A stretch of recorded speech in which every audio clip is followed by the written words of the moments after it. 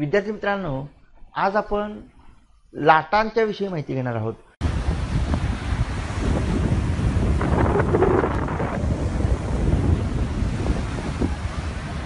आपण घरी ज्यावेळेला चहा पित असतो किंवा दूध पित असतो त्यावेळेला ते गरम असताना आपण त्याला फुंकर मारतो आणि फुंकर मारली की आपल्या लक्षात येतं की त्यावर लहरी तयार होतात. अशाच प्रकारे वाऱ्याकडून मिळणाऱ्या शक्तीने किंवा ऊर्जेने पाणी गतिमान होते. वाऱ्यामुळे सागर जल ढकललं जातं, पाण्यावर तरंग निर्माण होतात, त्यांनाच लाटा असं म्हणतात. बघा, वाऱ्यामुळे सागर जल जे ढकललं जातं त्यावर तरंग निर्माण होतात त्याला लाटा असं म्हणतात. लाटांमुळे सागराचे पाणी वर खाली व किंचित मागे पुढे होत असते. या लाटा त्यांच्यात सामावलेली ऊर्जा किनाऱ्यापर्यंत घेऊन येतात. त्या उथळ किनारी भागात येऊन फुटतात. सागराच्या पृष्ठभागावर लहान मोठ्या लाटा सतत निर्माण होत असतात. लाटांची निर्मिती ही सुद्धा एक नैसर्गिक आणि नियमित होणारी घटना आहे. आता या लाटांची रचना कशी असते ते आपण समजून घेऊ. वाऱ्यामुळं सागरी जल उचललं जातं आणि त्याच्या समोर खोलगट भाग तयार होतो. लाटेच्या या उंच भागाला शीर्ष आणि खोलगट भागाला द्रोणी म्हणतात.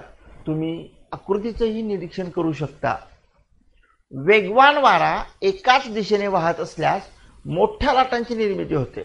शीर्ष आणि द्रोणी यांच्यामधील उभे अंतर ही लाटेची उंची असते, तर दोन शीर्षांदरम्यानचे किंवा दोन द्रोणींदरम्यानचे अंतर ही लाटेची लांबी असते.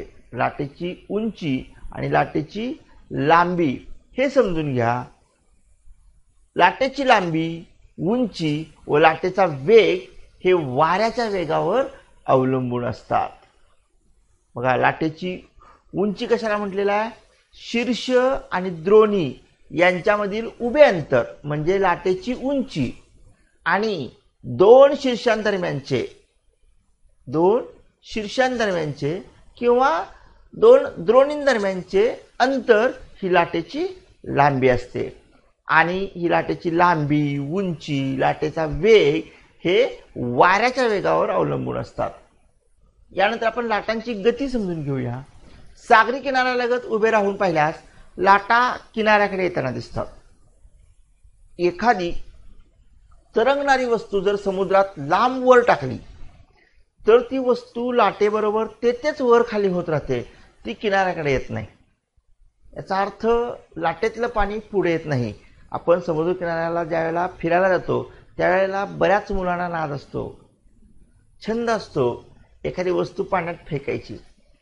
तुम्ही जर समुद्रामध्ये तुमची एखादी टोपी वगैरे जर फेकली तर ती बराच काळ पुढे येत नाही. बघा, ती तिथंच जागेवर खालीवर होत असते पण पुढे येत नाही.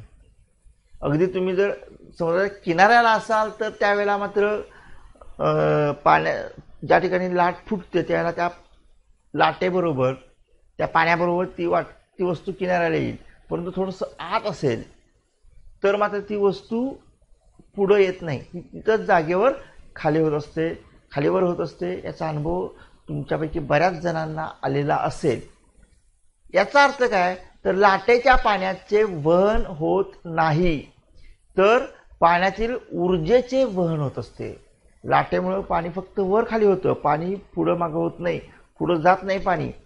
पाण्याचं वहन होत नाही, त्यातील ऊर्जेचं फक्त वहन होतं. या लाटांच्या निर्मितीचं मुख्य कारण वारा आहे. पण काही वेळा सागर तळाशी भूकंप होतात, ज्वालामुखी होतात, त्यामुळे देखील लाटा निर्माण होत असतात. म्हणजे लाटांच्या निर्मितीचं मुख्य कारण कोणतं आहे? तर वारा. पण जर समुद्र तळाशी भूकंप झाले, ज्वालामुखीचा उद्रेक झाला तर त्यामुळे देखील कधी कधी लाटा निर्माण होतात.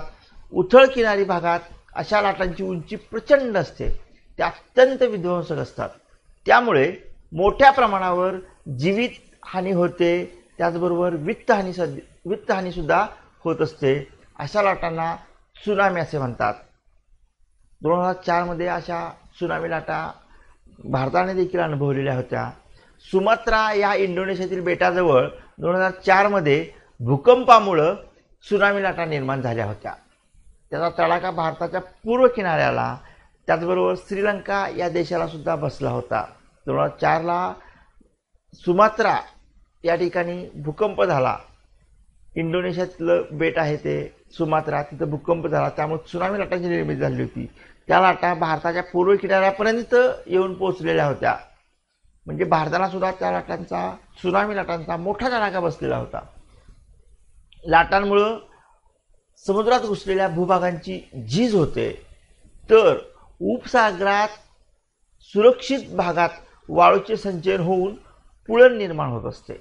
पुळण म्हणजे तुम्हाला सर्वांना माहिती आहे, बीच. आपण बीचवर फिरायला जात असतो, तर त्या ठिकाणी वाळूचं संचयन झाल्यामुळं पुळणांची निर्मिती होत असते. आता आपल्या सर्वांना एक गोष्ट माहिती असणं गरजेचं आहे.